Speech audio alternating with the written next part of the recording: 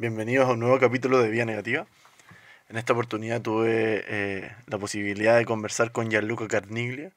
Él es profesor de Economía en la Universidad Adolfo Ibáñez.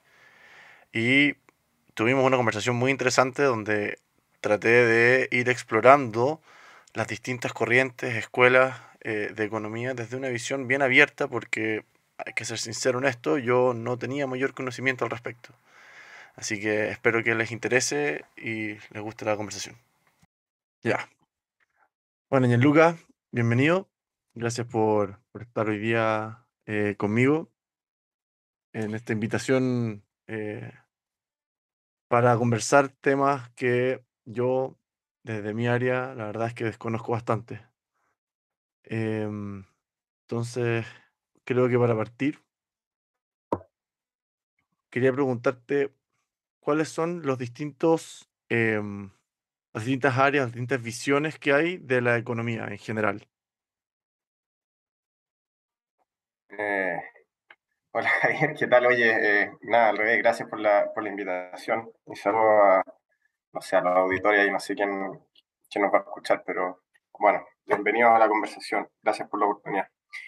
Oye, las visiones de la economía. Eh, bueno, una cosa ahí que yo converso harto con mi estudiante y que le trato de dar énfasis siempre cuando empiezo con los cursos es que efectivamente eso, que la economía, bueno, en cualquier disciplina, pero en particular en las ciencias sociales, siempre hay distintas visiones, ¿no? Siempre hay distintas aproximaciones, distintos enfoques, ya o como se conoce, digamos, eh, más técnicamente, hay distintas escuelas de pensamiento, ¿ya? Eso. Eh, la particularidad o peculiaridad, digamos, que tiene la economía con otras ciencias sociales es que hay una escuela que gana por goleada, digamos, que es, digamos, abismantemente dominante, ¿ya? Por lo tanto, una escuela hegemónica, digamos, una escuela ortodoxa, como se le conoce, ¿ya? O sea, cuando uno estudia economía y, digamos, le toca, digamos, un profesor que no sea yo, la mayoría de los profesores, digamos, el 95% de mis colegas, ya sea, digamos, en la Chile, en la Católica, en Harvard, en, qué sé yo, en la Universidad de Londres, en lo que sea, van a partir diciendo, bueno, la economía, dos puntos, y empieza su clase, ¿ya? Sin reconocer o sin transparentar que lo que ellos están enseñando en realidad es una visión o una aproximación posible de las tantas que conviven, ¿no? Y esa es la que, digamos, algunos llaman, como decía, ortodoxa o también neoclásica, eh, estándar o mainstream, digamos, pero bueno, a pesar de que es dominante, no es la única. Partamos entonces por eso me gusta, me interesa, en el fondo, siempre cuando, creo yo, cuando existe una visión dominante en un área, em, tiene pros y contras, en el fondo. Tiene el pro de que probablemente, y siempre hay que entenderlo así, sea una visión que tiene ciertas raíces em, más bien claras para todos, pero cae en el riesgo de em, no poder variar en el tiempo, en el fondo, no adaptarse a las situaciones nuevas que se van dando y por lo tanto esas bases son tan sólidas que son inamovibles a veces. Entonces, si quieres ayudarme partiendo por esta primera ortodoxa, digamos, visión ortodoxa o escuela ortodoxa, para entenderla un poco mejor. Sí.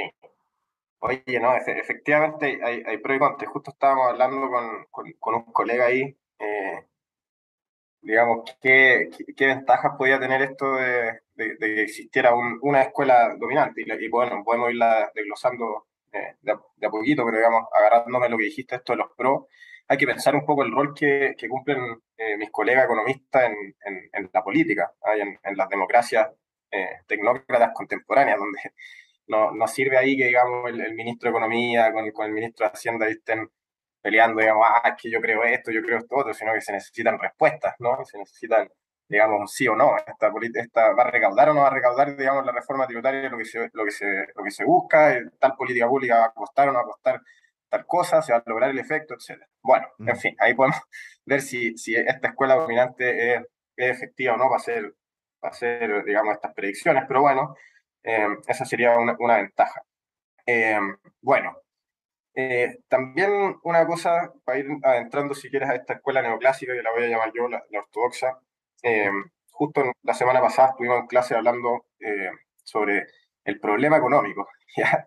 Y el problema económico ahí, como lo define Cristian Larroulet, se acordarán ustedes, ex ministro de Piñera en sus dos gobiernos, digamos, asesor en el segundo, ministro en el primero.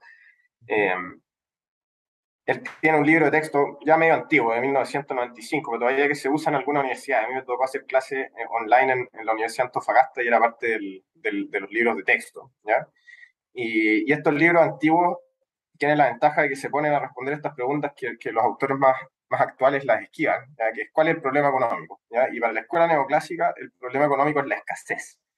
Eh, Ok. el problema económico surge, y aquí estoy prácticamente citando a la roulette, digamos, lo tengo en la cabeza, no lo tengo bien escrito, pero es algo así, surge porque las necesidades humanas son virtualmente infinitas, mientras que los medios para satisfacerlas, es decir, los bienes económicos y los recursos económicos que tenemos son finitos, ¿ah? Son limitados. Entonces, esa, digamos, contraste entre las necesidades humanas eh, infinitas, digamos, desde este punto de vista, y los recursos acotados, es que surge el problema económico. ¿Ah? ¿Cómo Ujú. podemos mejor satisfacer estas necesidades, dados los pocos recursos que tenemos? ¿Ah? Podemos ir discutiendo, pero obviamente hay otras escuelas, en particular la ecologista, por ejemplo, que se va a ir de lleno en contra de ese supuesto, de la escasez. Pero bueno, eso de la escasez y cómo resolverla y cómo distribuir más eficiente los recursos escasos es digamos, el punto central o, digamos, el núcleo en torno al cual gira la escuela neoclásica ortodoxa de la economía.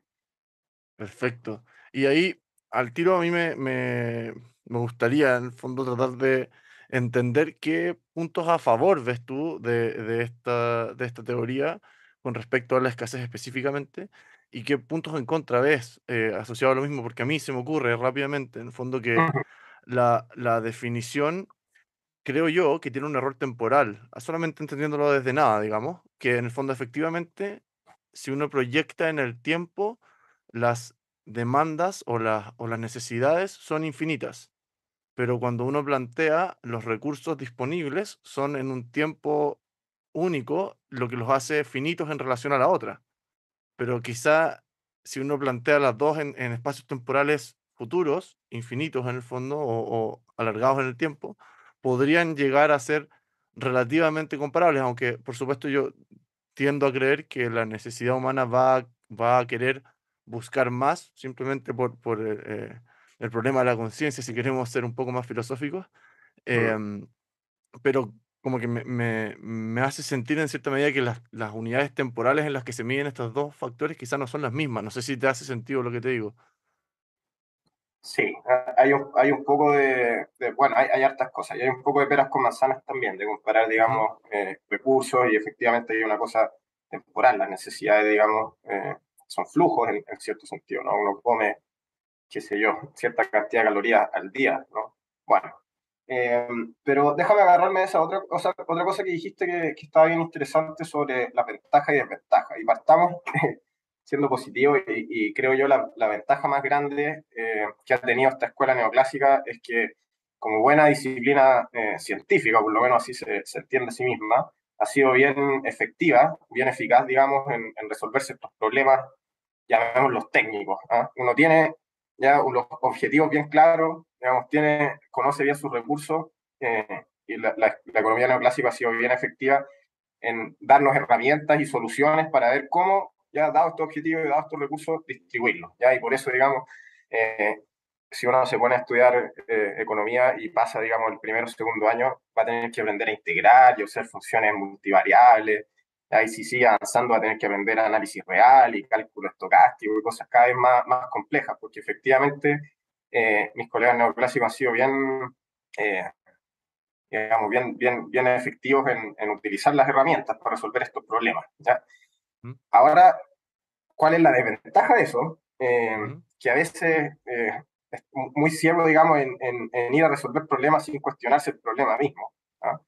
okey, Y dar un ejemplo concreto, que ya hice referencia un poco sobre la economía ecologista, empezar a cuestionarse esto de las necesidades. ¿Ya? Tú ya lo hiciste un poco, Javier, pero digamos, eh, qué son las necesidades, ¿ya? Y digamos, para los colegas neoclásicos que tienen unas posturas por lo general más liberales, cualquier cosa que se me ocurra a mí es una necesidad. Si yo quiero tener un iPhone, o quiero vestirme, qué sé yo, con Hugo Boss o lo que sea, ya eso es, digamos, una necesidad. En vez para Manfred McSniff, tiro este nombre, digamos, para contrastarlo con Christian Laroulette, no sé si lo conocen ahí, pero él, bueno, que en paz descanse, fue decano de Economía de la Universidad Austral, activista ecologista, muy reconocido en el extranjero. De hecho, ganó lo que llaman, entre comillas, el premio Nobel alternativo a la economía. ¿Ya? No sé, eso Ya. podríamos discutirlo. Pero en fin, un personaje bien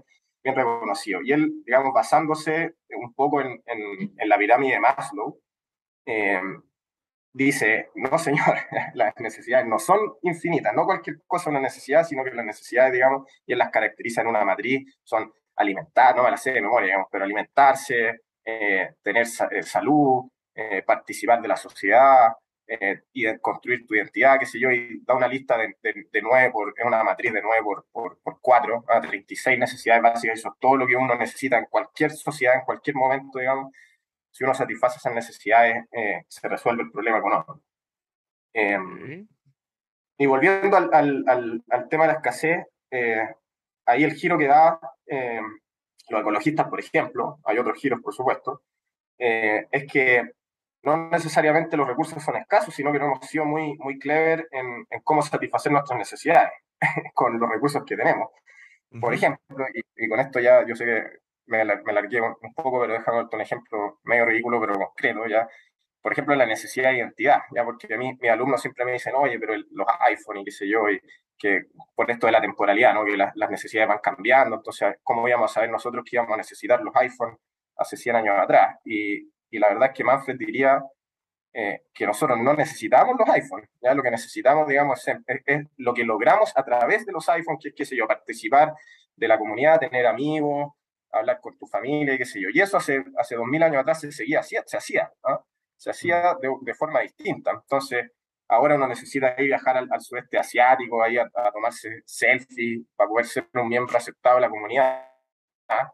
De hace no sé cuántos miles de años, usted se pintaba ahí con colores, se ponía un gorro de paja, salía a cazar demonios y ya era un miembro de la tribu. ¿Ah? Entonces, a la misma necesidad, diría Manfred, hay dos maneras distintas de satisfacerla. Mm. Uno mucho más económica que la otra. ¿Ya?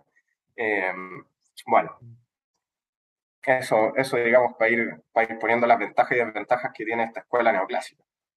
Y de acuerdo al punto que tú planteaste ahora de las 36 necesidades básicas, ¿qué opinión te supone eso de establecer en el fondo una matriz de necesidades básicas? Porque a mí personalmente me parece complejo hacerlo, por lo mismo que planteábamos recién, porque efectivamente el futuro es impredecible. Por lo tanto, las necesidades básicas que ahora pueden parecer en el fondo superfluas en algún sentido, quizá con el iPhone, por ejemplo, que tú hablabas, que quizás hace unos años era más superfluo. Actualmente ya el iPhone se ha convertido, o el teléfono inteligente, digamos, en una herramienta de trabajo. Ya no es solamente el distintivo socioeconómico, si uno quiere, o algo así, digamos, sino que realmente se ha convertido en herramienta de trabajo para mucha gente. Entonces, a mí me pasa en general que esto de hacer definiciones estrictas, digamos, de cosas que pretendemos que perduren en el tiempo, se hace difícil al entender que las necesidades y los avances tecnológicos y la vida, en el fondo, es impredecible. No sé qué opinión te parece a ti eso. Sí, absolutamente. Yo creo que ahí quizás empezamos a hablar un poco más de filosofía de la ciencia, pero hay Mm. otra cosa peligrosa con las pretensiones científicas tan digamos, esencialistas, de creer que, digamos, vamos a encontrar la definición de las necesidades básicas. Y la Claro. escuela neoclásica, ante estas pretensiones cientificistas demasiado estrictas, como no ha podido demostrar, digamos, matemáticamente que estas son las necesidades humanas, toma una postura completamente agnóstica y dice, no sé, cualquier cosa que cada uno sienta que es una necesidad, la vamos a aceptar. ¿Ah? Y por lo tanto Mm. se declara incompetente en un problema que si uno es un poquito más pragmático y menos esencialista, eh, es bastante útil. ¿Ah? Y estas cosas, digamos, yo estuve en una conferencia hace como 2 años atrás que era menos académica de lo que generalmente participo, y ahí habían hartos activistas ecologistas que usaban las teorías de Manfred para comparar distintas comunidades en Latinoamérica. Entonces, mira, tal región en Perú, digamos, usaban la matriz, clasificaban las necesidades básicas, le está yendo mejor que esta otra comunidad en Bolivia, digamos que en tal caja, digamos, en tal celda de la matriz le está yendo mal y qué sé yo. Entonces, a veces hay que ser un poquito más pragmáticos, creo yo, es la palabra, ¿no?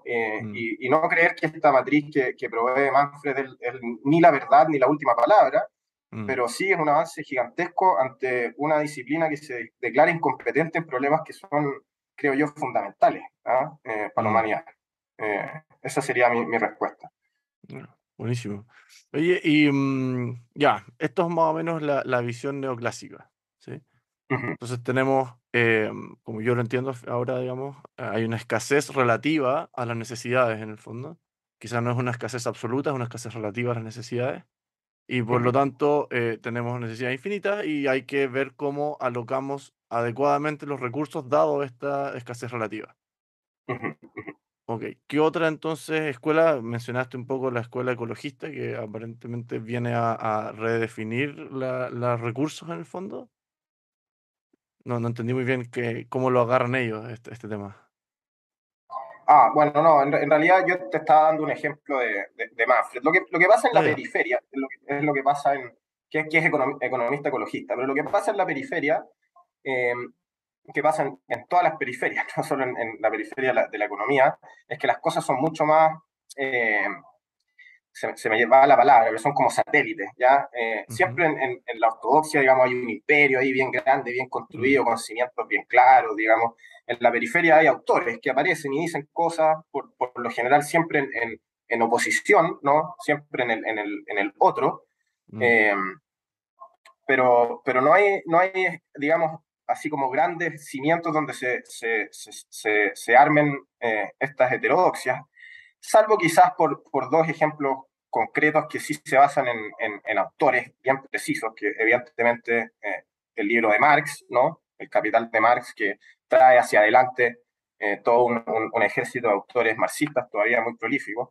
ujú, Eh, y por el otro lado, el libro de Keynes, ¿no? La teoría general del empleo, el dinero y el interés, que trae, digamos, a lo que hoy día se conoce como post-keynesianismo, que de nuevo es una avalancha de autores eh, que han basado en las ideas de Keynes, han ido construyendo sus propias cosas.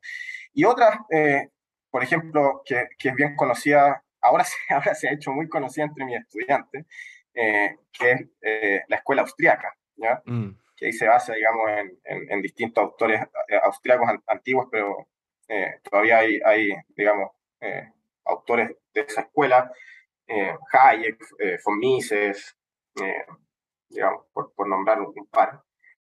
Incluso nosotros tuvimos una escuela latinoamericana, ya erradicada, ya. pero de la CEPAL. Sí, desgraciadamente ya no existe. Bueno, existe la CEPAL todavía, pero digamos, Raúl Previch y Furtado, digamos, se me olvida el nombre, Furtado, eran dos grandes economistas keynesianos, por Ujú, cierto, pero que, digamos, adaptaron las ideas keynesianas a las necesidades que ellos creían que tenía el desarrollo latinoamericano de mediados del siglo pasado. Se llama el estructuralismo latinoamericano. Eh, estructura. bueno, y también está el feminismo, por ejemplo, que de nuevo no tiene una gran autora, sino que una colección, digamos, de libros y de paper y de textos, qué sé yo, algunos más radicales que otros.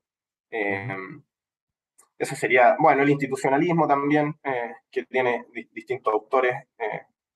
Esas serían, digamos, la colección de, de escuelas que se me vienen a la cabeza ahora. Todas siempre criticando algún aspecto de, de la ortodoxia. Entonces, por ejemplo, el ejemplo que daba ahí del ecologismo era el cuestionamiento de la escasez, ¿no? ujú, Eh, el marxismo va a criticar, por ejemplo, la falta de estructura, ¿no? El obviar la estructura que ocurre detrás en las decisiones económicas. Keynes le va a criticar esta idea de de construir o de tratar de explicar la macroeconomía a través de las decisiones microeconómicas. ¿Ah? Las feministas van a criticar, entre muchas cosas, la noción de trabajo, ¿ah? Eh, la noción de producción, eh, etcétera. Entonces, de nuevo, más que, digamos, es decir, esta es la economía ecologista o esta es la economía, digamos, feminista, son colecciones de críticas que tratan de tapar los hoyos que tiene la ortodoxia. Perfecto. ¿Y dónde? Tengo ya varias preguntas. ¿Dónde entra Adam Smith en esta situación? Que es como el único gallo que uno, como que si ha escuchado alguna vez algo de economía, sí o sí ha escuchado. No sé si ha escuchado a Hayek o a Keynes necesariamente, pero Ah, Adam Smith alguien lo ha escuchado en algún lugar de la vida, creo yo. todo el mundo ha escuchado la mano invisible. ¿Ah? Claro. Que curiosamente, bueno, esto no tiene que ver con lo que estamos hablando, pero la mano invisible Sí. aparece solo dos veces, creo que una sola vez en La riqueza de las naciones y creo que como dos o tres veces en la obra de Adam Smith, y él la usa en un contexto bien específico, pero son después los lectores de Adam Smith que usaron la metáfora esta de la mano invisible para explicar sus teorías. Claro. Eh, ¿Dónde entra? Bueno, él, digamos, entra antes en la prehistoria casi, o es el comienzo de la historia de la economía. Por cierto, en una postura bastante liberal. Entonces sería, digamos, por cierto, el padre de lo que hoy se entiende como ortodoxia. ¿Ya? Ok. Eh, Marx surge precisamente criticando estas Ujú. ideas de lo que él llama lo que en esos tiempos se conocía como la economía política. Eh, y bueno, obviamente Marx sigue o los lectores de Marx siguen con el marxismo y bueno, nuevas camadas de lectores de Adam Smith se transforman en los marginalistas y ellos en los neoclásicos. Entonces, digamos, si armáramos un árbol genealógico, por supuesto Adam Smith está bien arriba, o Mm. bueno, bien abajo, en realidad, Depende de dónde lo miremos. depende de dónde miremos el árbol. Claro. Eh, pero claro, es más en la línea de la escuela neoclásica, de la ortodoxia o de lo convencional, ¿no? Lo Ujú, mainstream. Eh, ujú, a veces una cosa que de repente sirve, y yo le digo a mi estudiante, digamos, para armarse una especie de esquema mental, que, bueno, estas analogías no siempre son muy rigurosas, pero si uno quisiera poner esto en una línea de izquierda a derecha, eh, tendríamos, digamos, lo más a la izquierda a los marxistas, en la centro izquierda tendríamos a los institucionalistas, los keynesianos, a la centro derecha tendríamos a los neoclásicos y después más hacia la derecha, en mi opinión, a veces un poco extrema derecha estarían los austriacos. ¿Ah? ujú. Eh, austriacos, por ejemplo, hay un personaje en Chile que se identifica, creo yo, no sé si lo dice él, pero que está muy, muy famoso ahora, Axel Kaiser. Mm, Axel Kaiser, por ejemplo, que tiene un libro que mis estudiantes, por lo demás del Adolfo Ibáñez, leen mucho, El economista callejero. Para mí, mm, digamos, yo se lo digo, más que un libro de economía, es un panfleto digamos, en mi opinión, extrema derecha. ujú. Eh, Tal como, digamos, no sé, el manifiesto comunista es un panfleto, digamos, a pesar de que es un libro de mucho interés, es más un statement de creencias que un avance, digamos, en la disciplina económica. Mm, Eh, bueno, esa línea de repente nos sirve ahí para fijar, para ir poniendo en un mapa mental estas distintas escuelas y los neoclásicos que tienen distintos, hay algunos más extremistas, otros menos extremistas, unos más ortodoxos, menos ortodoxos, está más o menos entre la centro y la centro derecha. Y, ya. ese es y ahí está el 95% de mis colegas. Claro, El claro. 95% de mis colegas está ahí, lo sepan o no, lo quieran o no, Lo acepten o situados, no. Mm, lo acepten o no, exactamente, claro. están ahí en la centro derecha, sí. Mm. Eh, Oye, vamos por parte entonces. Quiero, vamos, primero quizá para entender un poco mejor, quería así como si me pudieras plantear o plantearle en el fondo a los auditores una breve distinción entre qué es la macroeconomía y la microeconomía, que uno lo ha escuchado varias veces, yo igual creo que tengo ciertas nociones, pero en el fondo quizás mejor que tú lo expliques a que yo intente matar el concepto. ya. Voy a ser bien breve porque en realidad son como todas las cosas definiciones medio arbitrarias. aunque hay Mm, unas peleas filosóficas que nos podríamos meter, pero no creo que sea el interés. La microeconomía tiene que ver con tratar de estudiar el comportamiento de los agentes económicos, es decir, los individuos que componen la economía. Entonces, evidentemente, los consumidores, ¿ya? Uno como consumidor, uno como trabajador, también, digamos, es otra dimensión de la economía, pero también las firmas, ¿ah? Son átomos que producen, que venden, que hacen mercancía, pero incluso ahora, más modernamente, que la economía ha ido de a poquito expandiendo sus fronteras de forma media imperialista, ha ido conquistando otras partes de otras ciencias sociales, ahora los agentes económicos eh, son, por ejemplo, qué sé yo, los delincuentes. Ya los delincuentes toman la decisión económica digamos, tomar el riesgo, el costo, digamos, de poder ser descubierto y por el beneficio qué sé yo, de robar. Ahí di un ejemplo medio burdo, pero uno también podría pensar que sea un agente económico. Entonces, las decisiones individuales. Mientras que la macroeconomía, que por lo demás no existía en el vocabulario, digamos, hasta la aparición de Keynes a mediados de los años 30, después de la Gran Depresión del 29, se encarga de las variables económicas, ¿ya? Entonces son variables agregadas, entonces ahí aparece la inflación. Ya no hay un sujeto ahí que esté subiendo o bajando la inflación, sino que es algo agregado que ocurre como suma de los comportamientos individuales. Eh, el crecimiento de una economía, ¿no? La inversión total, la tasa de desempleo, ¿ah? Son variables entonces que no responden a la acción de un individuo, sino que del comportamiento de una colección de ellos, ¿no? Eh, perfecto. y el estudio de esas variables es la macroeconomía. En el fondo lo podríamos definir quizá, o sea, como para entenderlo, como la microeconomía, básicamente las decisiones individuales que se toman dentro de una economía por los actores que hayan. Y la macroeconomía, quizá yo, escuchándote, digamos, me Ujú. suena como las métricas usadas para entender este comportamiento de forma global, como la estadística global de cómo se comportan estas microsituaciones en el agregado, digamos. Absolutamente, déjame, que soy un poco mañoso, déjame aportar Dale en el nomás. lenguaje, Ujú. que por supuesto son las métricas y las estadísticas, pero también hay teoría. ¿Ah?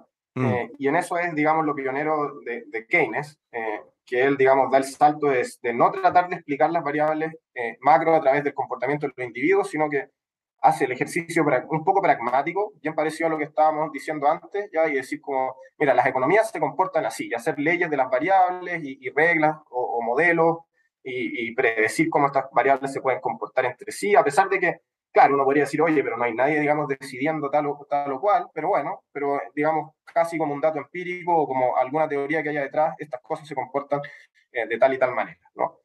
Así que uno también hace teoría macroeconómica, por cierto. Sí. perfecto, perfecto. Creo que queda bastante más claro.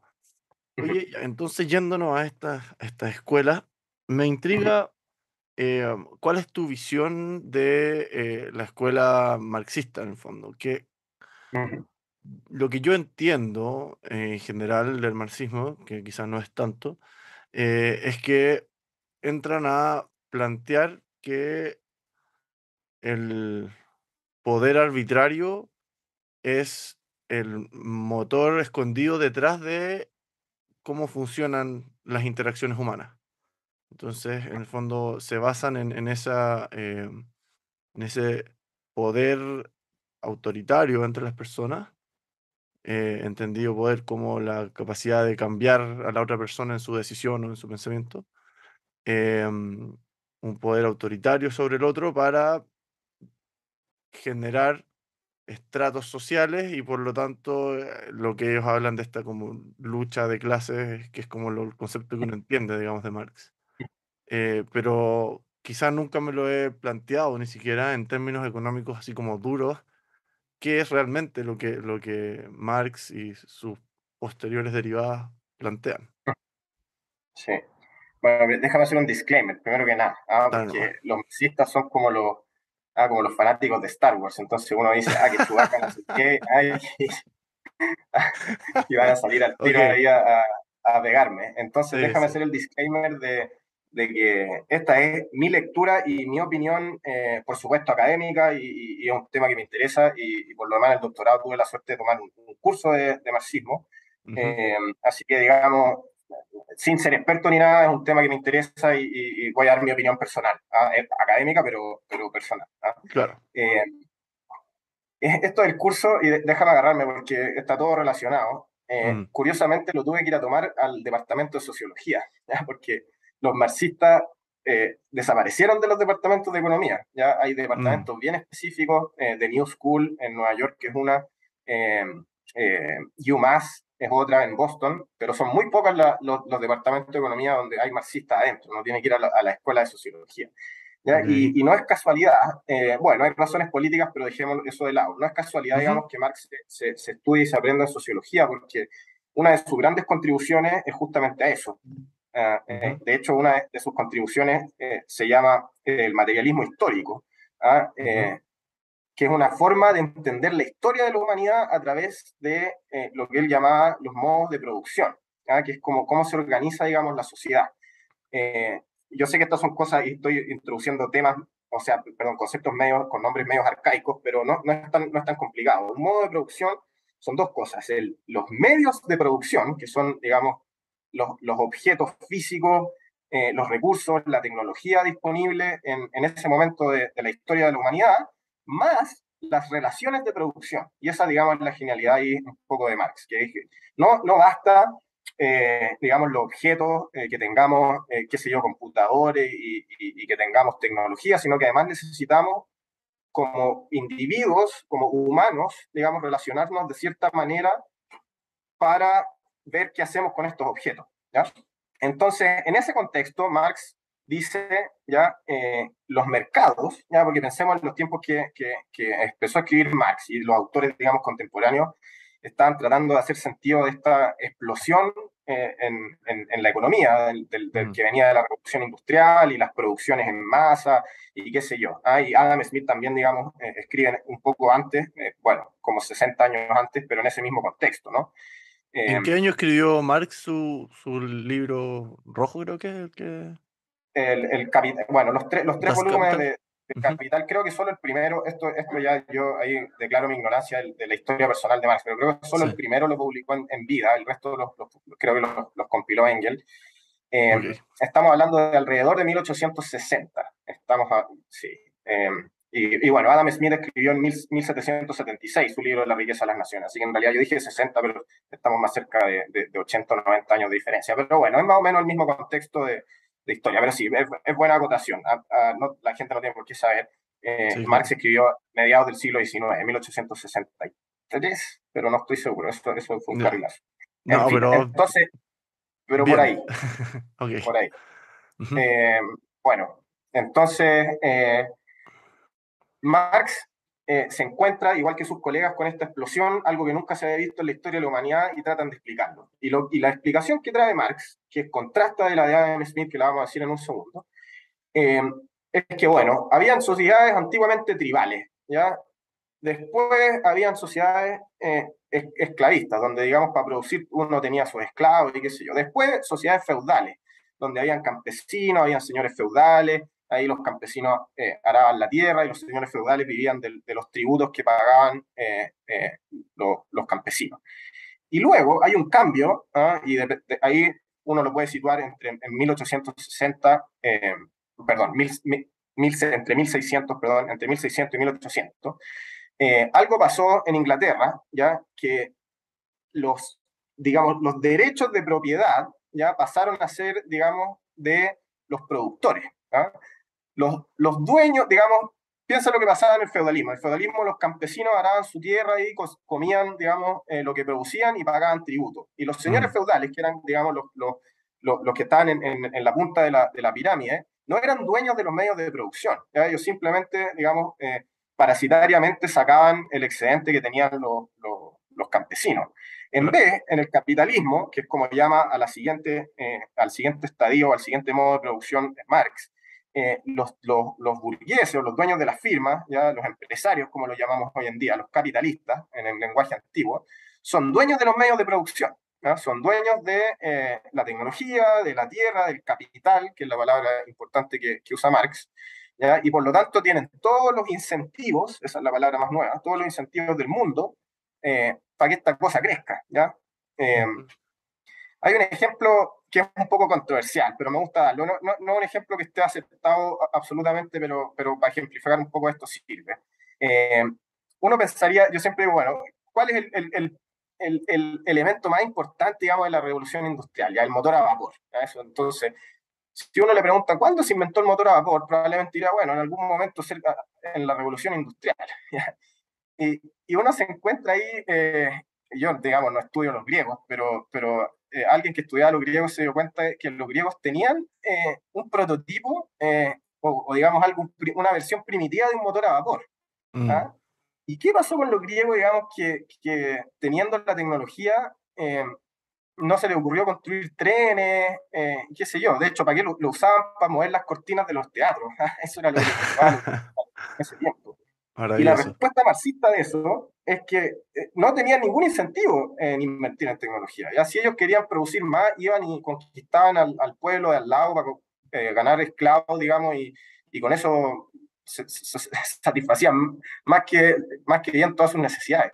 Ya nadie tenía Mm, el interés de reinvertir los excedentes en tecnología y en acumulación del capital. El capital no se acumulaba porque a nadie le importaba acumular el capital. Era hay una cosa de esclavos. Lo mismo los señores feudales.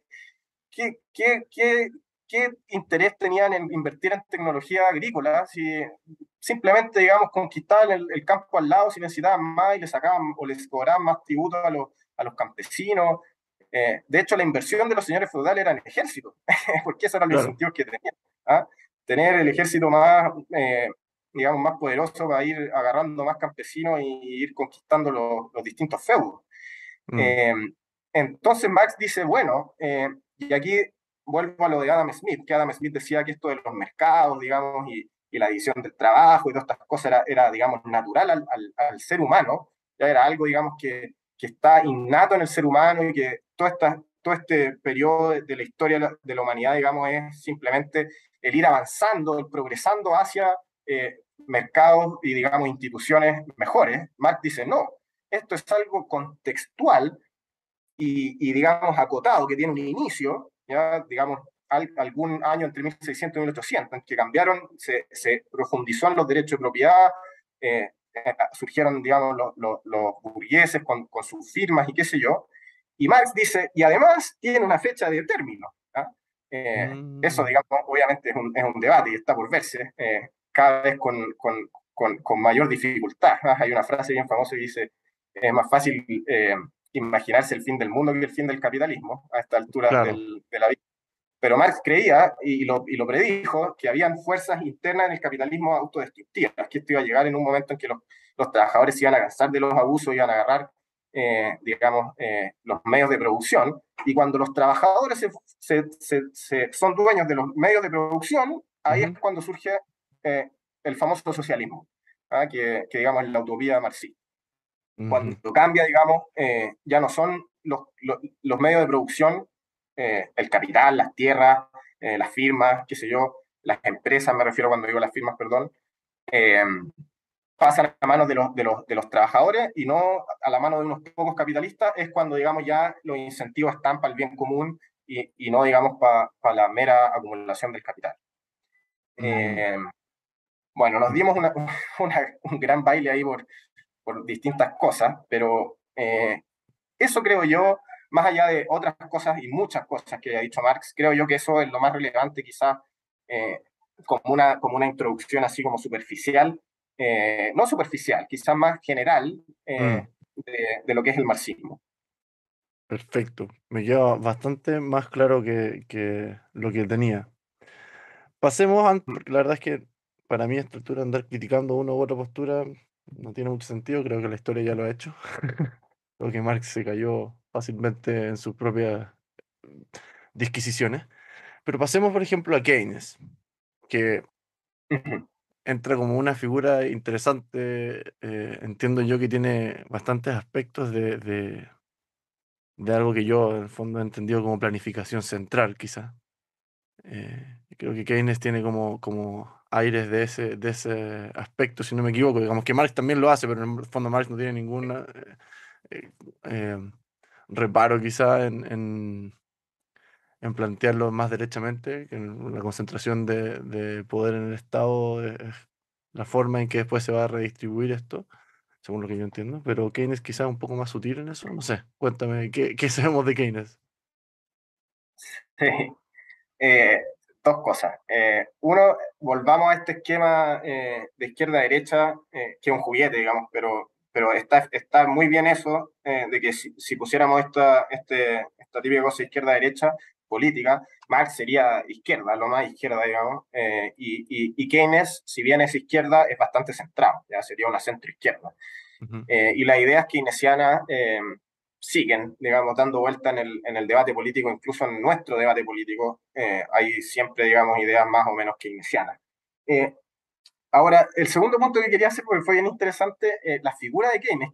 Keynes individuo, ujú, yo soy bien ignorante, digamos, de la historia de él, pero efectivamente eh, no sé, era un personaje público bien importante que tiene ahí varias peculiaridades y qué sé yo. Yo de eso en particular no conozco mucho, pero sí, no sé si para allá iba la pregunta, pero lo de el keynesianismo y ahora ujú, post-keynesianismo, eh, en términos históricos, lo que trata de hacer Keynes, ya, y perdón que me ponga así como tan latero con estas cosas, es rebatir lo que en sus tiempos era la ortodoxia económica, ya que eran, digamos, los neoclásicos, pero de finales del siglo XIX, ¿no? ujú, 1890, Alfred Marshall, ahí con su gran libro, Todo esto en Inglaterra, era, digamos, la Biblia de la economía en esos momentos. Y toda esa teoría, que sigue siendo enseñada, yo la enseño, digamos, en mis cursos de microeconomía, y se enseña en todas partes, digamos, todavía las ideas marshallianas, son eso, son hoy día para nosotros ideas microeconómicas, ¿ya? De cómo los individuos tomaban decisiones, de cómo las firmas producían, los costos marginales de la firma, bla, bla, bla, precio igual costo marginal, todas esas cosas. El problema es que en esos tiempos no había una teoría macroeconómica, ¿ya? Porque de hecho una pregunta extraña, es decir, como, ay, ¿por qué, cómo se comporta la inflación con respecto al desempleo? ¿Qué tienen que ver esas dos cosas, ¿no? mm, Eh, y lo que se hacía en ese tiempo, y que de hecho muchos neoclásicos y sobre todo gente más austriaca lo sigue haciendo, es aplicar los principios mismos, digamos, de la microeconomía para explicar fenómenos macroeconómicos. Eh, ok, entonces, por ejemplo, Keynes se quejaba, y ahora hay una lista de paradojas de agregación, ¿ya? Pero se quejaba de distintas, no paradojas, perdón, falacias me equivoqué en la palabra, falacias de agregación, ujú, ¿ya? Entonces, creer que cosas que son verdad para cosas micro es una falacia creer que son para macro, y hay una lista de estas cosas. Pero una bien famosa y que se usa mucho todavía, eh, es creer, por ejemplo, que las firmas van a demandar menos trabajadores o van a contratar, déjenme usar palabras más comunes, van a contratar menos trabajadores si el salario de los trabajadores sube. ¿Ya? Eso parece algo obvio. ¿Ah? Y mm, de hecho es completamente cierto y poco difícil de rebatir en un contexto microeconómico. Si yo soy una empresa, ok, ¿ya? Y el salario de mis trabajadores está subiendo, ¿ya? Yo voy a contratar menos trabajadores y voy a tratar de reemplazar estos trabajadores por máquinas. ¿Ya? ujú, Ejemplo concreto, si yo tengo un campo, digamos, y el salario de los temporeros está subiendo, está subiendo, está subiendo, en un momento yo soy dueño del campo, me aburro y me traigo unas máquinas de Alemania y dejo de contratar temporeros y los cambio, y invierto en máquinas que relativamente al trabajo ahora son más baratas porque el salario de los trabajadores ha ido creciendo. Eso sería un ejemplo concreto. ok, ¿Ya? Lo que decía Keynes es que eso, si bien suena muy bien y es verdadero en términos micro, no necesariamente es cierto en términos macro. ¿Y por qué? Porque en términos ujú, macro hay un efecto que aparece que no aparece en el efecto micro, que es que si los salarios de todos los trabajadores están creciendo, ya no solo los míos de mi firma, sino que los de todos los trabajadores de la economía, entonces ahora la gente tiene más plata. Y por lo tanto, como la gente tiene más plata, me están comprando más cosas. ¿Ya? mm, Entonces, este dueño del campo, ya, obviamente en términos micro, va a querer contratar menos trabajadores, pero va a haber otro efecto indirecto, que es que sus ventas van a subir. ¿Ya? perfecto. Ahora la gente va a comprar más manzanas porque tiene más plata. ¿Ah? Eh, bueno, obviamente, ¿cuál de los dos efectos domina?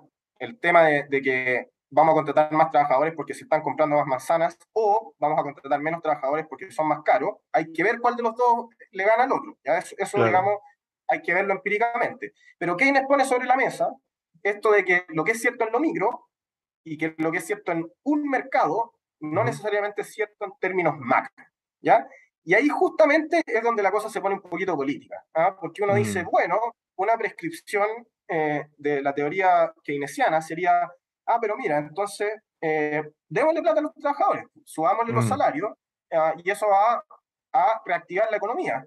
¿Ya? Y a pesar de que al principio las firmas van a decir, oye, le está subiendo el precio a mis trabajadores, la empresa, digamos, ujú, eh, les va a subir las ventas y por lo tanto esto, digamos, va a hacer girar la rueda. ¿Ya? Y de hecho, eso mm, es lo que prescriben, no justamente esto de subir los salarios, pero ujú, lo que se conoce como estimular la demanda, ya que es algo que ahí mis colegas les encanta decir en la tele y en la radio, estimular la demanda. ¿Y qué significa esa cosa? Darle plata a la gente para que mm, compre más cosas, y al comprar más cosas van a contratar más trabajadores, el efecto multiplicador que se conoce, y al contratar más trabajadores va a haber más plata todavía, y etcétera. Esto como de esta bola de nieve, digamos, tratar de darle un empujón a la bola de nieve para que crezca sola. mm, Eh, y eso políticamente es controversial si uno lo mira desde la teoría neoclásica más ortodoxa o desde la teoría más austriaca, porque sería, digamos, distorsionar el comportamiento de los mercados, que desde esta teoría, ya que viene de Adam Smith, funciona de forma perfecta, ¿ya? Y mientras menos se meta el Estado, más eficiente va a ser el funcionamiento de los mercados, ¿no es cierto? Y ahí claro. está, digamos, el conflicto que parte de un conflicto teórico, eh, se traduce, digamos, en un conflicto político. Mm, perfecto, claro, porque en el fondo las decisiones ya empiezan a ser del reino de la política y no de, en el fondo, la teoría económica nomás. Me Efectivamente. encanta cómo lo planteas porque me sale inmediatamente la duda y yo, así como disclaimer también personal, quizá yo he ido evolucionando, digamos, con el tiempo hacia una visión más bien más libertaria, si uno quiere ponerle como que yo en verdad trato de separarla de izquierda y derecha, porque creo que izquierda y derecha, mientras más los extremos son más iguales, como un círculo al final para mí, no es como una línea. Entonces esto para mí está como al medio, como que sale un poco de este círculo, pero eso es como yo lo veo, quizá para dormir tranquilo en la noche, más que... Pero bueno, em, en el fondo lo que planteas del salario, y claro, hace sentido, es súper simplemente entendible para cualquier persona que si yo dispongo de 1 millón para pagar sueldos y tengo 3 trabajadores contratados a 330 y tengo que pagarle ahora 400, bueno, voy a contratar dos porque uno no alcanzo a pagarle nomás, en el fondo, simple, digamos. Eh, pero claro, si es que aumenta el capital disponible, digamos, en toda la sociedad, mi millón puede que aumente a 1.200.000 y por lo tanto pueda contratar a los tres, en el fondo, efectivamente.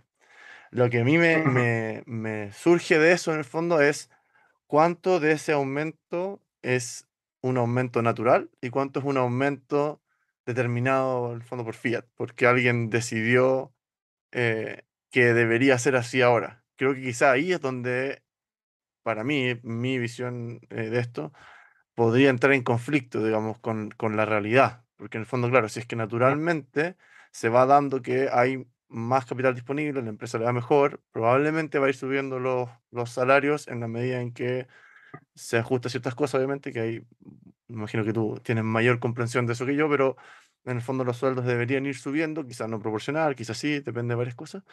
Y por lo tanto va a haber efectivamente más capital disponible en algún momento, naturalmente, y por lo tanto sí se puede ir dando esta dinámica que efectivamente si todos los sueldos aumentan, eh, todos se benefician. Pero lo que a mí me hace ruido en general es cuando alguien determina arbitrariamente que esto suba, desde mañana se sube X cantidad, porque la distinción entre el capital actual y el capital al día siguiente, en el fondo, es absolutamente ficticia, y por lo tanto no es que realmente vaya a haber más plata disponible, sino que lo único que va a haber va a ser que los precios de las cosas van, o sea, en el fondo, la cantidad de productos disponibles es la misma y la cantidad de dinero es mayor, por lo tanto debería haber un problema de inflación asociado a eso, si es que uno quiere ser, digamos, más o menos por supuesto, entendido en esto, ¿no? por supuesto. Oye, súper, súper interesante esto, y de hecho, también íntimamente, o quizás eh, formalmente, ¿ah? Como, Mm, como disfrazadamente hay un conflicto teórico, ¿ya?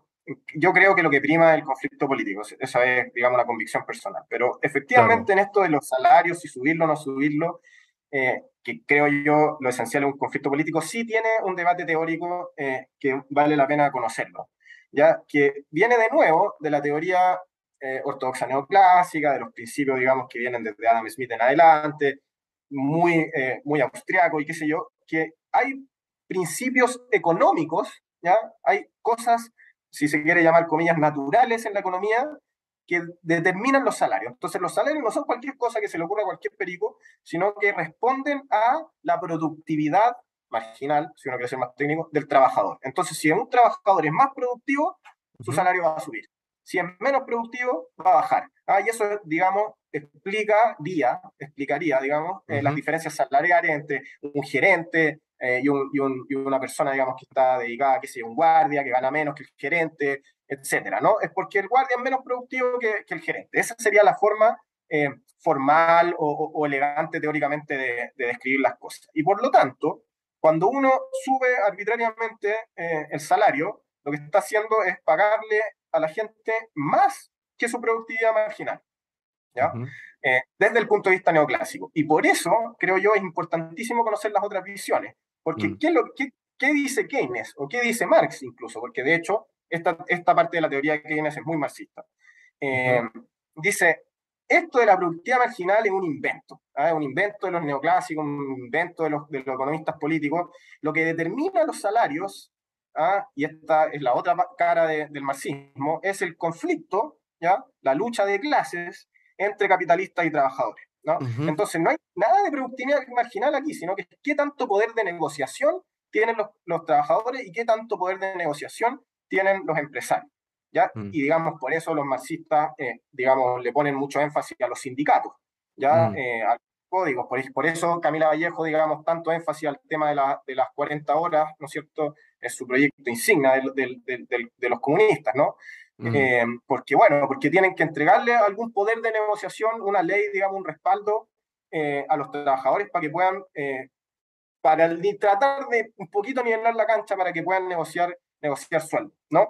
mm, Entonces, lo que creen los marxistas, por cierto, pero también un poco los keynesianos, es que hay una banda muy amplia en la cual los salarios se pueden alocar sin que esto, digamos, signifique que vamos a dejar de producir o que no va a haber inversión, sino que hay una amplia banda que depende del conflicto de las instituciones, de los poderes de negociación, qué sé yo, entre trabajadores y empresarios. ¿Ya? Y de hecho, eh, digamos, como bien tú dijiste, no lo pusiste en estas palabras, pero hablaste que los recursos son tales, la torta está fija, digamos. Ya si yo subo los salarios, no estoy haciendo crecer la torta, no estoy dando de forma claro. ficticia más dinero a la gente, ¿no? Mm, Lo que estoy haciendo es correr un poquito la línea de donde cortamos, para allá es mi pedazo y para allá es el tuyo.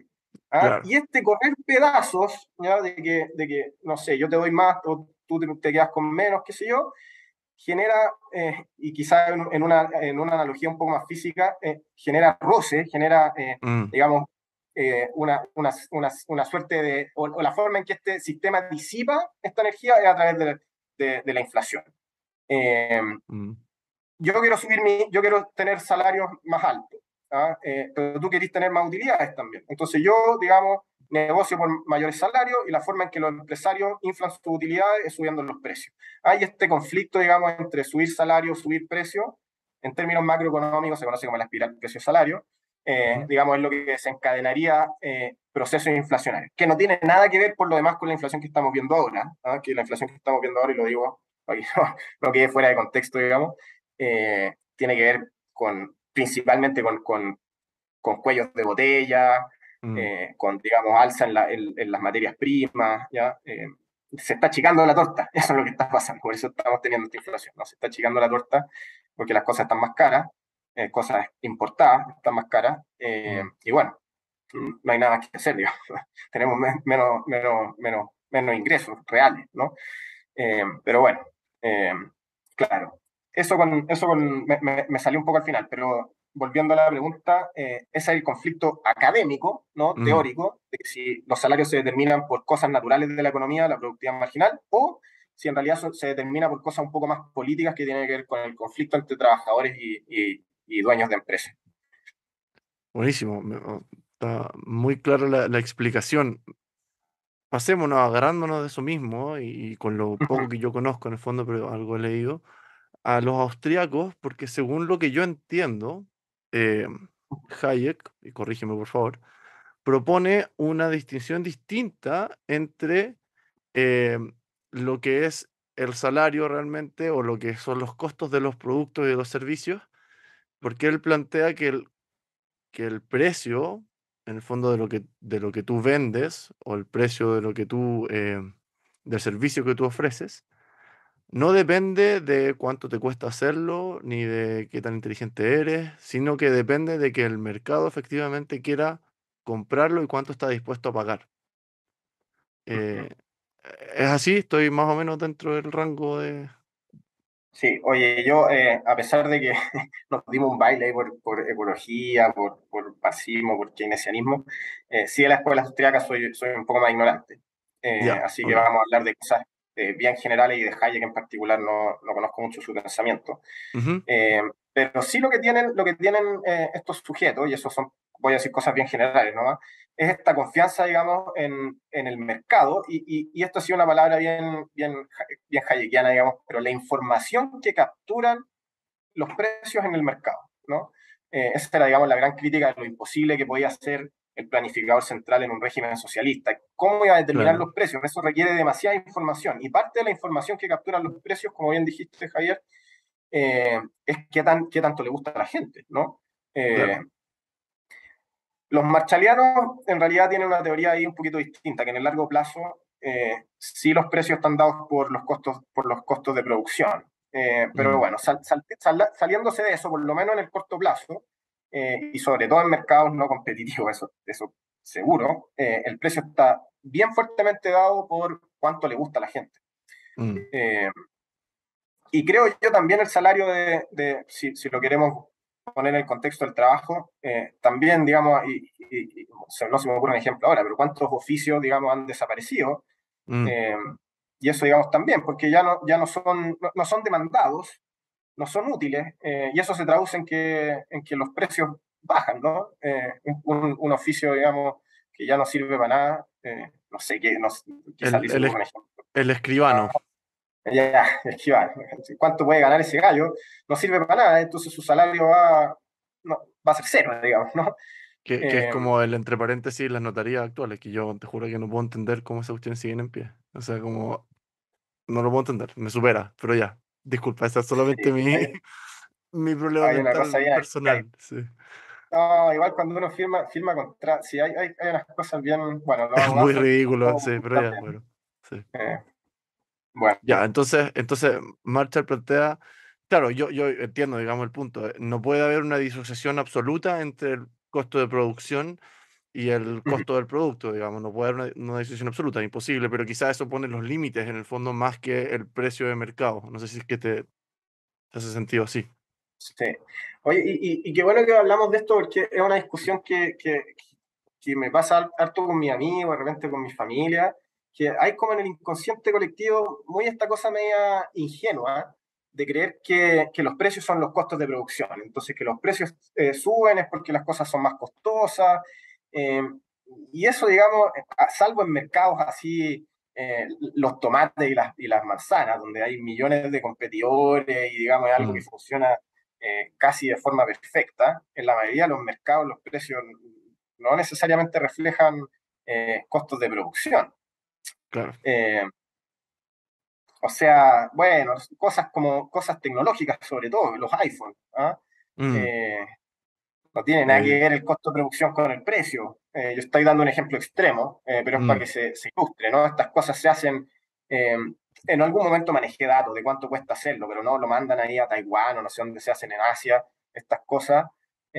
y la mayor cantidad de la plata se la quedan los tipos de Silicon Valley. ¿Ah? Que Claro, sí, uno puede argumentar que efectivamente hay un costo, por supuesto, digamos, del trabajo que ellos hacen, pero bueno, ahí está la pregunta, digamos, de también cómo se valorizan esas cosas. En fin.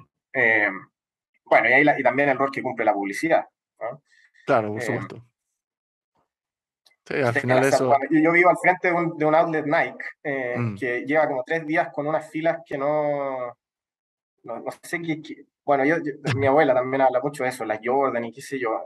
Por supuesto que no valen 300.000 pesos hacer esas zapatillas, eso está claro. ¿Ah? no, Eh, evidente. hay algo que está inflando, no hablemos de inflar, porque eso suena como que artificial. Algo que está empujando los precios hacia arriba que definitivamente no es el costo de producción, Claro. eh, por supuesto. El factor psicológico, si uno quiere plantearlo desde Sí, otro lado. sí, Sí. sí. Ya, entonces, volviendo un poco aquí al concepto austríaco, em, sí podría haber un... Marshall es austríaco a todo esto, porque me mencionaste Marshall, pero no estoy seguro. Perdón, no, No, no, no, no, ya. no. Marshall inglés, y él Ujú. era, digamos, la ortodoxia en los tiempos de Keynes. Ya en 1890 más o menos él escribió un libro que hasta bien entrado el siglo XX se usaba como el libro de economía, y yo te digo que las cosas que uno enseña en microeconomía son todas Marshall, marshallianas. ¿Ah? perfecto. Entonces uno de los primeros neoclásicos, o el primer neoclásico, digamos. No Eh, entiendo. sí, eh, Ya. Entonces, sí, de los austríacos, que tú me dijiste que quizás no estáis tan interiorizado en el fondo, pero mm, ¿cuál es su, si uno pudiera tratar de reducirlos un poco a una premisa relativamente simple, ¿cuál sería la premisa, digamos, de los austríacos? ya. Sí, aquí sí que sí me estoy, digamos, hablando un poquito por fuera de lo que me manejo con más confianza, pero lo que yo entiendo personalmente por lo austriaco es esta confianza eh, quizás un poquito más extrema o más radical en bueno, en primero en la naturaleza que tienen los mercados en el ser humano, ¿ah? Que como que los mercados, digamos, están casi como metidos en nuestros genes, y luego en la eficacia que tiene la economía de mercado en distribuir los recursos de forma eficiente. Ese creo Ujú. yo que sería como en a nutshell, digamos, el pensamiento austriaco. La naturaleza, digamos, de la economía de mercado y su eficacia y eficiencia en la distribución de recursos. Eh, Perfecto. y esto, poniéndolo, digamos, en contraste, ya esto era, digamos, lo que yo pongo un poquito más hacia la derecha y lo que es extrema izquierda, Marx cuestiona justo esos dos principios. Dice, la economía de mercado es contingente al capitalismo que tiene un inicio y su fe es que tiene un fin, ¿no? Mm, Eh, y el mercado no es eficiente en la distribución de recursos, sino que, digamos, está destruyendo a la mayoría de la gente, que son el proletariado, como se llamaba ujú, antiguamente, mm, en pos del beneficio de unos pocos, ¿no? claro, Entonces, digamos, es para ponerlo en contraste nada más, como los mm. principios austriacos de la naturaleza del mercado y su eficiencia versus la teoría marxista que dice todo lo contrario, ¿no? Que son contingentes, socialmente construidos, digamos, y que son bastante malos en la distribución de los recursos. Suena como que la verdad está en un punto entre medio de los dos caballeros. Eh, Sí, y pues, y creo yo que a estas alturas del siglo XXI, digamos, uno tiene que empezar a tomar creo yo, que eso ya es algo personal, pero postura un mm, poco más pragmática y menos esencialista, ¿no es cierto? Como de decir claro. cuál es la verdad, empezar a tratar de resolver los problemas más urgentes con las herramientas que tenemos. ¿Ah? Mm, Eh, mm. sí, Oye, y dándole una pincelada quizá de los otros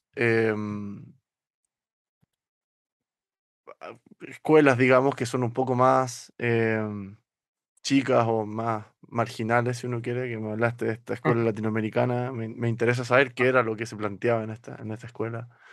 Y las otras escuelas que mencionaste, feminismo, institucionalismo, y ecologismo, etcétera.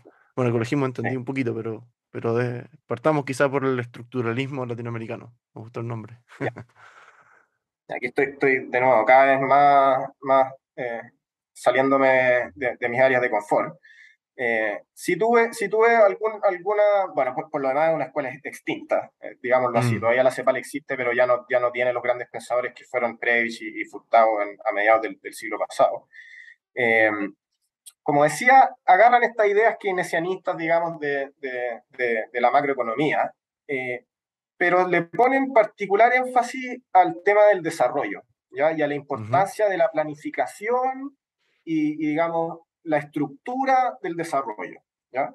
ok, Eh, para dar un ejemplo, quizás, para no hablar sin saber mucho, digamos, saltémonos estos autores específicos y déjame darte un ejemplo que sí estuve justo el viernes, fue Mario Marcel, obviamente el ministro de Hacienda, me refiero, fue a dar una charla a la universidad, a la UFIAN. ujú, Eh, y claro, iba a hablar sobre la reforma tributaria, y yo, bueno, te lo comenté antes de esto que estaba metido en ese tema, estaba ahí bien Mateo ahí con mi cuaderno para tomar nota, eh, y hizo una presentación fantástica, inesperada. Andrea Repeto, que también es otra economista bien famosa, estaba ahí y lo dijo, ella estaba presentando, digamos que la tomó por sorpresa la presentación que hizo, porque se tomó un poco, casi no habló de la reforma tributaria y se tomó en serio el tema de la productividad y la inversión. Ese era el tópico de la charla.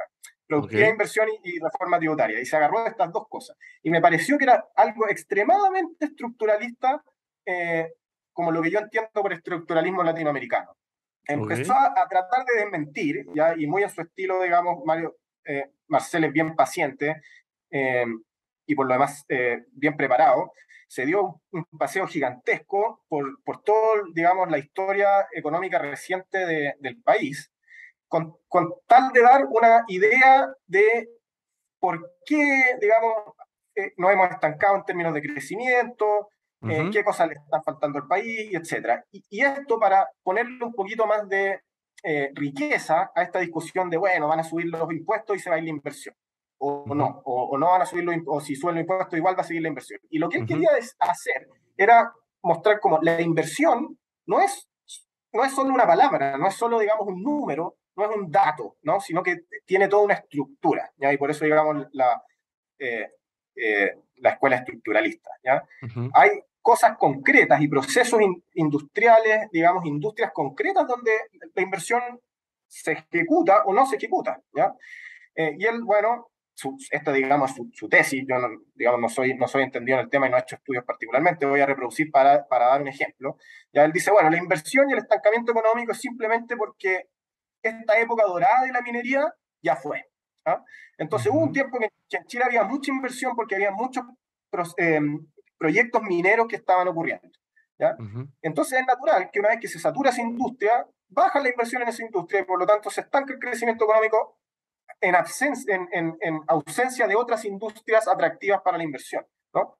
Y lo que él mostró es el plan que tiene, me imagino, el Estado, no digamos el gobierno, porque me imagino que viene de antes, en aprovechar, eh, digamos, el cambio climático, ¿ya? Las pocas ventajas que tiene, de esto de que los otros países, todos los países están poniéndose de acuerdo para invertir en energías renovables y en particular el hidrógeno verde, que yo la verdad no tengo mucha idea lo que es. ujú. Eh, pero ahí Yo tampoco. mostraba todos los planes que ha hecho Chile. Ah, perdón. Yo tampoco te digo. Ya, bueno, pero alguna energía renovable, ¿ya? Ujú, Y según lo que presentaba el ministro ahí, Chile tiene unas condiciones excepcionales climáticas para poder, digamos, producir hidrógeno verde de forma mucho más eficiente. Y por lo tanto, se han invertido tiempo y recursos en potenciar eso y lo que se proyecta, de nuevo, como Estado, no solo como gobierno, es que de aquí a una década haya, digamos, un auge en demanda por hidrógeno eh, verde, y bueno, también hablo del litio, que es otra cosa que es un poquito más familiar, va a haber un ujú, auge del litio, por lo tanto, va a haber, naturalmente se va a atraer inversión hacia estas dos industrias. ¿Ya? Y lo importante de entender estas cosas es que si bien los impuestos y las condiciones y las instituciones son importantes en cuánto más o cuánto menos se va a invertir en cada una de estas industrias, lo fundamental es eso, es que existe un nicho y digamos un espacio en donde se puede invertir, porque uno puede tener cero impuestos, ¿ya? No hay impuestos al capital, pueden venir aquí a hacer todo lo que quieran, pero no tenemos nada, no tenemos recursos, no tenemos, ¿qué se puede hacer? mm, ¿Ah? Eh, mm, es solo cuando uno tiene auge minero o digamos, auge en demanda de energías renovables, que uno puede siquiera plantearse la idea de incentivar o no incentivar la inversión. ¿Ah? Digamos, esa es la idea de los estructuralistas, ¿no? El ponerse un poquito más la palabra no es, quería decir serio, pero no es la palabra serio, sino que ponerse un poquito más profundos, quizás, en el análisis de la estructura económica, de cómo las distintas industrias tienen complementariedades entre sí, qué industrias son importantes para el país, qué industrias son importantes dentro de la geopolítica global, etcétera, ¿no? Corrígeme en esto, lo que dijiste, me parece muy interesante lo que plantea, pero me huele a, a planificación central nuevamente, y en el Por fondo a supuesto. tratar de planificar en el futuro basado en la evidencia actual. Y, eso plantea que, por ejemplo, no van a encontrar otra producción de litio o un elemento que pueda ser transformado al litio más barato, por ejemplo, no tengo idea, dentro de los próximos 5 años. Plantea Ujú, que va a haber efectivamente dicha demanda de litio y de hidrógeno verde como globalmente, digamos, como un factor continuo. Y, ujú. y además, entiendo yo, y por favor corrígeme, entiendo yo que se contrapone en cierta medida esto que hablabas tú de los impuestos con países que realmente no tienen mucho recurso natural, tipo Singapur, por ejemplo, que entiendo que tiene tasas de impuestos bajísimas, y por lo Ujú, tanto sí hay, digamos, algo que se puede hacer con lugares donde los impuestos son más bajos, que no necesariamente implica extracción de recursos naturales, que es algo que, claro, nosotros como país no producimos mucho valor agregado sobre las materias primas, pero ujú. eh, uno podría plantearse que quizá eso es una forma un poco más em, visionaria de plantear el país en términos de crecimiento, digamos, hacia adelante. No sé qué te parece No, mi opinión. no, absolutamente, y creo que das en el clavo, digamos, en cuál es la raíz de la discusión política. Mm, Siendo, digamos, caricaturesco, para entender el punto, creo que hay dos caminos, ¿ah? Hay una bifurcación aquí. ¿Ya? Una es a través de la planificación central, obviamente, esto es bien keynesianista, digamos, y como decía, estructuralista, o sea, es algo que es un gobierno presente y grande, ya una mano de hierro, si se quiere, en mm, contraposición a la mano invisible, eh, que organiza, ya, con todas sus falencias, ineficiencia y todo lo que sea, pero digamos, es una postura en la cual uno dice, tenemos el problema de que la minería se saturó, ¿qué hacemos? mm, Bueno, busquemos otras ideas. Por lo demás, también, para ser justo con el ministro, mencionó harto el tema de tecnología, por ejemplo, ya que la mm, inversión en tecnología, a diferencia, por ejemplo, la inversión en construcción y la inversión en minería que ha ido hacia abajo, la inversión en tecnología ha ido hacia arriba, y habla él esto son temas que, digamos, yo no manejo muy bien, pero al parecer hay un cuello de botella en Chile con la educación. El capital humano en tecnología mm, es lo limitante. ¿Ah? Entonces mm, eso es lo que está frenando un poco la inversión desde su punto de vista, a que mm. no hay tipos que sepan usar el computador, poniéndolo en Claro. términos caricaturescos. El otro camino, ya, que por supuesto está también en el debate, es aceptar, o un poco, claro, aceptar la incapacidad o la imperfección, digamos, del trabajo gubernamental y de la posibilidad, tú hablabas de predecir. Ujú. Efectivamente, no sé, el ejemplo más obvio es el salitre, ya que digamos, todo lo que Mm, fuimos al colegio a estudiar historia, aprendimos ahí que se inventó un sustituto sintético al salitre y se acabó la industria del salitre. Bueno, eso se mismo inventa un estaba sustituto del pensando. litro, y Mm, por suerte, digamos, todavía no hay sustituto del cobre, qué sé yo, ¿ya? Que ahí se mm, saca Chile, digamos. Sí, eso puede pasar, ¿ya? Y mm, efectivamente el otro camino, cuando uno dice, no quiero correr estos riesgos, o el gobierno históricamente no ha sido capaz de resolver estos problemas, entonces confiemos digamos, la visión de los empresarios.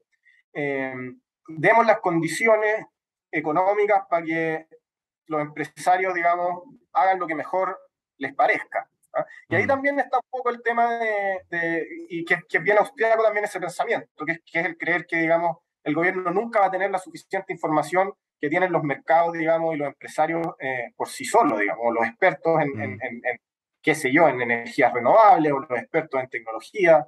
Eh, digamos, no nos metamos en cosas que no sabemos, dejémosle la cancha lo más bonita, con el pasto bien cortadito ahí, digamos, para que ellos hagan su fútbol, ¿no?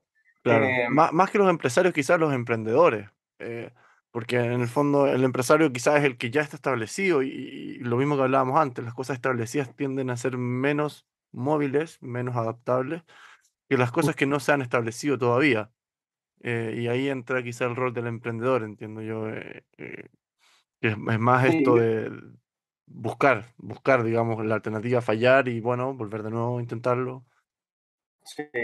Eh, Absolutamente. Yo no estaba haciendo distinción entre empresario y emprendedor, lo estaba metiendo todo Claro. el mismo saco, Mm. pero efectivamente vale la pena hacer ahí una distinción. Eh, y esto es bien antiguo, ¿ah? A pesar de que emprendedor suena algo nuevo, Schumpeter eh, tenía una teoría media evolucionaria de estas cosas, ¿ah? De cómo el capitalismo le daba, digamos, los incentivos a los empresarios de ir y hacer su negocio y que sobrevivía el más apto y todas estas cosas. Así Mm. que algo que se discute hace 100 años. Pero claro, ahora no, creo que más que algo nuevo es como que hubo un rebranding de la cosa, ¿ah? Como que ahora hay términos nuevos y como está toda la industria tecnológica, que por supuesto antes no existía, digamos, Mm. parece un fenómeno nuevo, pero es algo bien antiguo con una nueva cara. Claro, es Eh, como el nuevo de las pastas de dientes, ¿cachao? Que todas siempre tienen el nuevo en el- el... ¿Cachao? No sé por qué, yo no lo entiendo, como que no sé dónde viene no me esta había broma. fijado nunca, Pero el cachao pero es eterno, es perenne. Yo desde que tengo recuerdo, el nuevo en la caja de pasta de dientes. sí, bueno, sí, Perfecto, muy buen sí, rebranding. sí, Ya, me queda mucho más claro entonces el tema del estructuralismo. ujú, Vámonos a los otros entonces, quizás. sí. Feminismo, Oye, no sé si... Richard, perdón Disculpa, dime. perdón, Javier Richard. Sí. Javier, vamos más o menos cerrando, concluyendo un poquito porque tengo ¿Estáis que hacer más ratito, apremiado? pero ha estado muy entretenido y podríamos estar aquí Sí, obvio, 10 horas, obvio. digamos, pero para Bueno, que dale, vayamos acercándonos a la conclusión. vamos acercándonos a la conclusión entonces. Vale. Em, ya, pues, mira, a ver, primero que nada, creo que efectivamente tienes una claridad para explicarlo, se nota que eres profesor, para explicar los temas, porque efectivamente se Vale. entiende muy bien.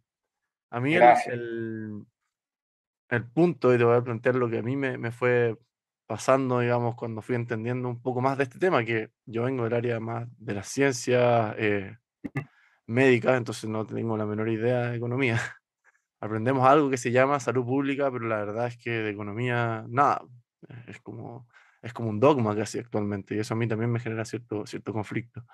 Pero cuando escuché a alguien hablar del tema de la distinción entre la planificación central y la distribución, digamos, de la capacidad computacional, el ejemplo que daban fue muy claro para mí, que fue el tema de los taxis, por ejemplo. Porque antes tú necesitabas una licencia, o bueno, todavía la necesitas, pero en el fondo antes se justificaba esta licencia centralizada, digamos, que verificara que tú fueras un taxista que al menos podía avanzar un par de cuadras sin chocar, aunque es discutible qué tan útil realmente es eso en la práctica.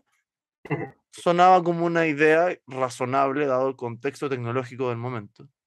Pero surge Uber y en el fondo la determinación de quién es un buen taxista o un mal taxista, o un buen Uber o un mal Uber, da lo mismo, un buen chofer o un mal chofer, un buen anfitrión del auto, si uno quiere incluso ser más amplio, se descentraliza y Uber lo que hace es decirle al mercado, digamos, a los clientes, ustedes pongan la marca que ustedes quieran en esto. En el fondo, si tú le quieres poner una estrella, pon una estrella, si quieres poner 5, ponle 5, y la información se distribuye, digamos, hacia las personas.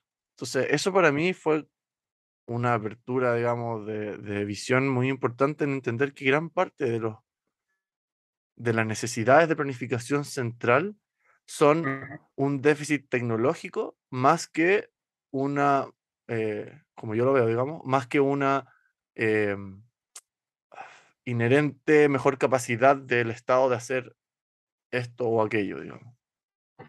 Y entiendo que el típico ejemplo que sea esto es como las carreteras, en el fondo. Claro que a mí en este momento no se me puede llegar a ocurrir cómo una tecnología podría venir a reemplazar la coordinación necesaria para hacer carreteras, digamos. Pero si uno lo plantea, digamos, en esta incertidumbre que es del futuro, la posibilidad no es descartable y por lo tanto no hay que asentar en piedra el principio de que el Estado siempre lo va a tener que hacer. No sé si te hace sentido esto que te planteo. Sí, sí, no, oye, usaste varias palabras, bueno, me fui anotando algunas cosas. La palabra descentralización, lo centralizado versus lo descentralizado, una palabra que uso harto yo en clase, porque creo que ejemplifica bastante, es bien sucinto en esa palabra en este tema de planificación central versus economía de mercado, libertad, qué sé yo. Entonces, Mm, centralizado versus descentralizado. Me gusta esa palabra. Eh, Hablaste creo que de dos cosas, ¿ya? Y hay una parte que tiene que ver con quizás las carreteras, digamos, sería un buen ejemplo, donde el Estado, ya, tiene que haber alguien, digamos, que coordine esta cosa, porque si no sí, es un desastre, ¿no? sí. Pero creo yo que esos son los casos minoritarios.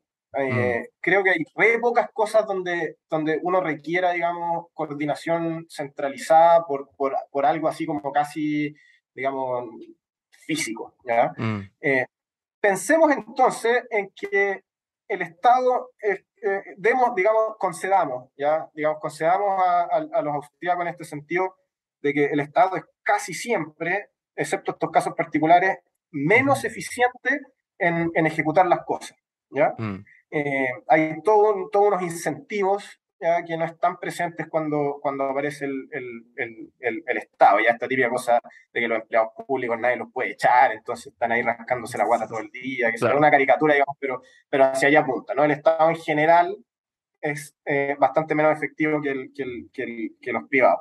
Pero incluso si uno acepta eso, incluso si uno concede eso, hay otras razones de por qué uno puede querer que esté el Estado, y creo que Uber y Rappi, que quizás ahora es un poco más familiar para nosotros, eh, ejemplifica muy bien cuál es como la disyuntiva y las cosas que se ponen en la balanza acá, porque claro, uno puede querer ser más eficiente y que el flujo de información fluya de forma, digamos, más fluida, perdón la Ujú, redundancia, sí. eh, pero hay otras cosas que son, volviendo a los conceptos un poquito más marxistas y un poquito más keynesianos, que son las condiciones políticas, digamos, que ocurren dentro de estas cosas, y los rapis, qué sé yo, no tenían dónde ir al baño, Mm, como no tienen contrato, no tienen vacaciones, se enferman y tienen que ir con fiebre y tienen que ir a trabajar igual, etcétera. Toda una serie de cosas que claro, para eso se puede desarrollar un código del trabajo, que me imagino ya se debe haber, yo ignorante acá, se debe haber ya legislado al respecto y debe haberse actualizado, digamos, la legislación para capturar estas nuevas formas de trabajo y qué sé yo. mm, Eh, pero el Estado, digamos, tiene que hacerse presente, y creo que es una fantasía el creer que el Estado puede desaparecer en estas cosas, porque mm, si no estaríamos volviendo a la minería del siglo XIX, digamos, estarían los trabajadores, digamos, sin ningún resguardo, canjeando sus fichas digamos, la pulpería del dueño, ¿no? ujú, Eh, con jornadas de 16 horas y todas estas cosas que pasaban en el siglo XIX, digamos. claro. Eh, y creo yo que hay que reconocer que es un avance colectivo el haber, el haberse hecho presente en estos, digamos, espacios. Mm, Obviamente que el taxi es un pésimo ejemplo porque por lo demás hay un descuido general ahí.